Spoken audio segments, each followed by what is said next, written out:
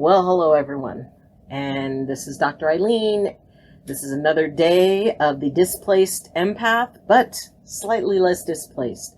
And for those of you who are listening in on Blog Talk Radio, this is Healing House Radio.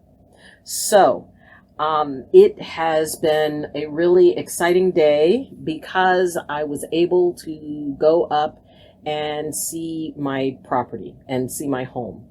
And after 2 weeks and 2 days of really not knowing what was going on, it meant the world to me to be able to do that. And I recorded part of it. So, for your viewing pleasure or whatever, I am now going to share the video of my going up and my experience up there. It's very brief, but I did want to share it. Hello, Luna. And I hope that, well, whatever, it was a very special moment for me, and I really wanted to share it with you. So, see you in the car. I think you're going. Oh, it is. Okay, well, hello everyone, this is Dr. Ayleen, and this is a moment of truth. I'm going to be heading up to the mountain. We got clearance for me to go back and take a look at my place, and this is a moment I wanted to share with you guys. So, yeah, let's do this. And I'm really nervous, and my son is going up with me, and so, when I get there, I will be recording, what I find and what I experience, so I can share that with you. So I will see you guys in a little bit. See you soon. Okay, so I'm driving up my road that I've driven up for 7 years. And, you can definitely feel it in the eyes that, the smoke around here. There's been a lot of people who have lost their homes, so it's, strange driving up here and wondering, I know the home is still there, but, there's a lot of, either smoke damage or fire damage, and the cabins around me. And, it's sort of a surreal feeling, because a part of me is thinking about when I was driving out and having to leave and not knowing if I would see it again. We got trucks going by, and just a couple more turns here and my little cabin. And I just want to thank all of you who have been so kind and so, saying so many, really nice, comforting things, and offering support and your prayers. Honestly, that makes a huge difference, and it has meant the world to me.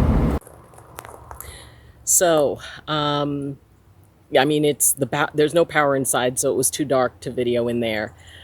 But my home is intact. There's a lot of ash, and there's going to be a lot of cleaning that'll need to be done inside, but it's there. So thank you. Thank you all. We got a lot of trucks going by. So we're going to head back home. And, but thank you for walking this journey with me and being here for me. So I will see you back in the room. Bye. Yes. Back here, and the idea that now I can kind of see it. I wasn't able to videotape inside the house because, there is no power and it was very dark. But, it definitely has a lot of smoky smell inside of it, but it doesn't look like there's any smoke damage. And it looks like there is, just basically there's a lot of ash outside. There's a lot of, there's some of it that did seem to get inside. But overall, I was very, very lucky, and I was very, very fortunate. And I realized just how lucky and fortunate I am. And it kind of opens the doorway for another experience for me, which is kind of a, it's like a form of, hush. It's kind of a form of survivor's guilt. And I feel a lot of emotions. I feel, as happy as I am to have, had my property spared, I'm well aware that there are lots of people who didn't. And there's a part of me that is experiencing, and as an empath, it is especially difficult for us when we're going into something like survivor's guilt, because we go automatically into feeling for that other person. We feel for those who did not do so well. And there's a lot of people experiencing a lot of loss. And we don't have to be with somebody or be directly around someone who has had that loss in order to feel it. We can watch it over the TV. We can have it, be something that, we hear about either through Facebook or social media. And people who, have just had that level of loss. And the fact that I didn't, and I really wasn't, I realize, and I know about survivor's guilt, but I really had not experienced it to that level. And now that it is starting to kind of open up, and I do feel for everybody who's experiencing these things. And I mean, and keeping in mind, we're not done. We're still at less than half containment. And the evacuation order, while it is no longer a mandatory order, it is an evacuation warning. So things could change and fires could resprout, or if something jumps to a different area, or if the wind changes. We're not, quite literally, we're not out of the woods yet. And the fact that at least there's a fairly good probability that my area has seen the worst that it's going to see, and that the fire will have moved into different areas. We still don't have water, and as I said, there was no power there. And as empaths experience things, and it can be really hard to be happy for ourselves and then grieve for someone else, and to have all of that be, because no matter what happened, if you were a part of this, you experienced trauma, you experienced stress. We all experienced it. And so how do we deal with that stress? How do we deal with the trauma? How do we deal with survivor's guilt? Well, part of it is talk to somebody, reach out, whatever it is that you are feeling. As this whole process is moving through, there's those places where for some it has ended one process and then it begins a whole new process, a process of rebuilding. And I feel so tremendously fortunate that my situation is different. And again, there's a part of me that feels bad about that. And if you have experienced, that level of loss, I am so sorry. And I wish nothing but the absolute best for you, and I will hold you in the same prayer that I know you hold me in. And, it's just a very odd feeling, because for the longest time, I still felt like I was evacuating. I still felt like I was in that mindset, like I couldn't get out of that mindset of coming down the mountain and having to leave so suddenly, and all of that. And now that, I had a chance to go to, my little cabin in the woods and to experience that and to be there and to at least be able to have that idea that I will be able at some point fairly soon, or relatively soon, I'll be able to go home. And, I'll be able, Luna will have her, I know she probably cannot wait to be roaming around her woods again right near the cabin. And, for Sam to be able to sit on his porch and just enjoy life. And I know it'll still be different. It will always be different, because there will always be a part of me that remembers that night that I had to run, that I had to leave. And, I don't know what the future will bring. I don't know what next year's season. I don't even know, at what point we will leave a yellow zone and end up going into a green zone saying that we're safe, or when there will be containment, or when I don't have to worry. And maybe the point is that we'll always have to worry. There will always be something to worry about. How that worry impacts our lives. And, for those who are having a problem with survivor's guilt but don't want to talk about it, it's, because it almost feels selfish, to be happy that, my home was okay when I know so many weren't. And it is a hard place to be in. And like I said, it's especially hard for empaths because we feel that grief that others are feeling, and it makes us want to suppress our own. If you're dealing with guilt over, maybe you weren't even directly affected, but you were emotionally affected by what was going on. If that's the case, then get help.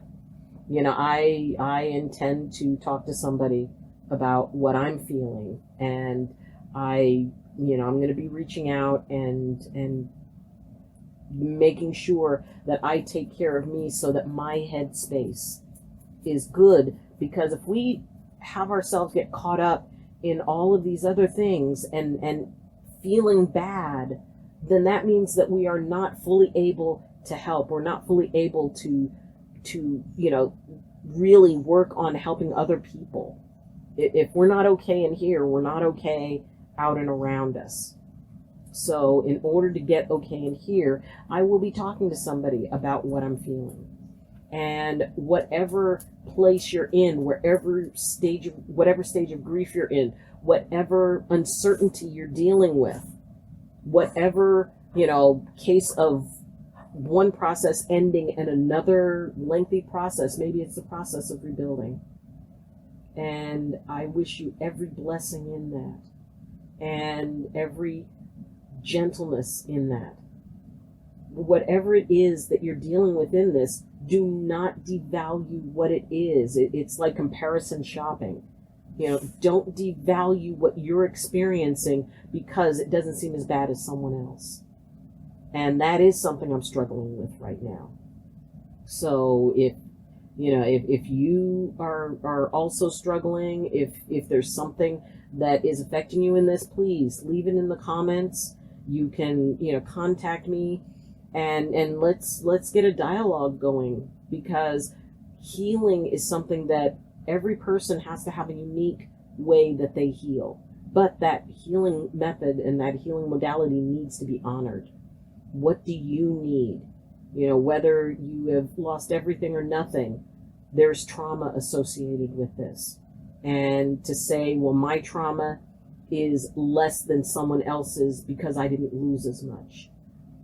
It's just different. It's a different type of trauma. But, don't hide yours because of the fact that you don't want to, to make other people feel bad.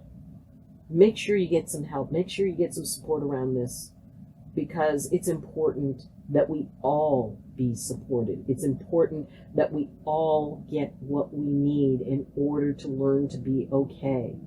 And for some people, that's going to mean a lot of, bigger type of support. It's going to mean, helping to rebuild. You can help rebuild what's around you. And for some people, they have to rebuild what's in here and in here. That suddenly the world does not seem so safe. And for some, that's a very hard thing to deal with.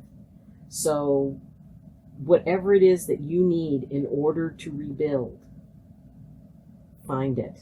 And if you're not sure what that is, ask, talk to people, reach out. There's a lot of resources that are out there, and if I can help you in any way, I am happy to. And, just let's be there for each other. And let's understand one another, and nobody should be devaluing what they personally are experiencing just because they don't think it's as bad as someone else, and they don't want to, seem like, they're being weak or that they're being selfish. Taking care of yourself is not selfish, because when you take care of yourself, you're able to take care of other people. And, if we can rebuild here and have ourselves be okay, then that means that we can be a better help for those whose losses are on a bigger scale, are on a more physical scale. It's just different grief. It's not, it's apples and oranges. Everybody's grief is unique. So be there for yourself. Admit when you need help. Understand that if you feel bad because, someone else lost more, that's a natural thing. That's a compassionate thing. That's a good thing. But remember, you need support too. We all, each in our own way, we need support. And the more support that we can call in so that we can be okay, the more support we can give. Because there's going to be a lot of people who are going to need support. So, we need to work our stuff out and be able to support.